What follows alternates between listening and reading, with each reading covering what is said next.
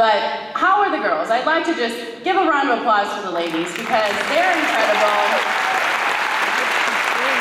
They're putting their hearts and souls out here. And thank you all for coming to support them.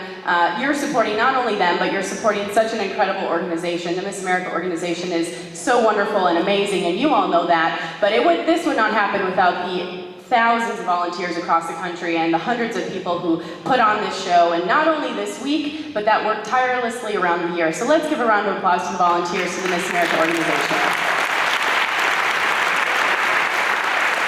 And I'd like to specifically thank one amazing volunteer who I learned today got up at 5 o'clock in the morning to go pick up Miss California from the Milwaukee airport, and then drove back up to Appleton and waited 2 hours for my delayed flight to get into Appleton. So thank you, Miss Barbara Best. You are wonderful, and I appreciate you waiting for me.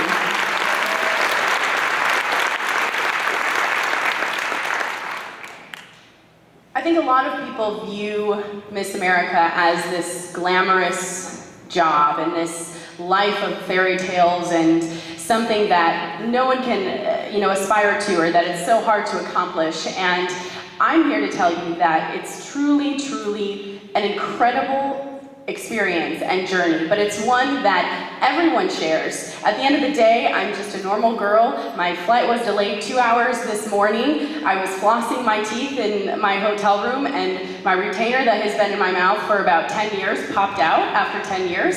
I put my pants on 1 foot at a time, just like everyone else does.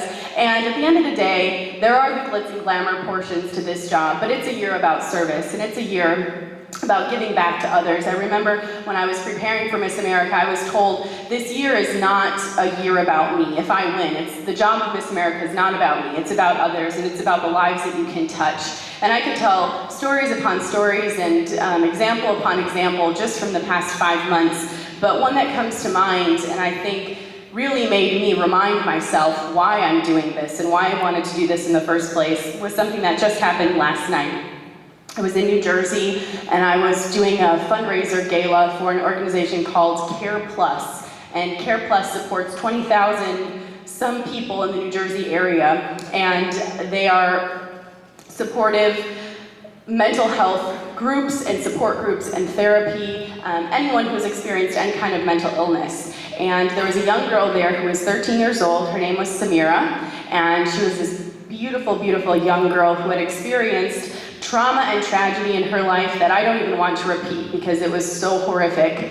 And I had the opportunity to meet with her and spend some time with her.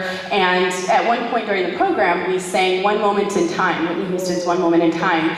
And this young girl opened her mouth, and you could hear a pin drop in the entire house. And she has the voice of a 13-year-old Whitney Houston. It was that incredible. And if you knew her life story, and to hear her sing with such conviction and with such a strong outlook on life compared to what she went through, was truly, truly amazing. To raise hundreds of thousands of dollars for this organization that was near close to having to close their doors because they didn't have enough funding. That's what this job is about, and that's the power of the Miss America organization. Not only for me, for the state girls, for the local girls, that's what it's about. So while there's the pageant,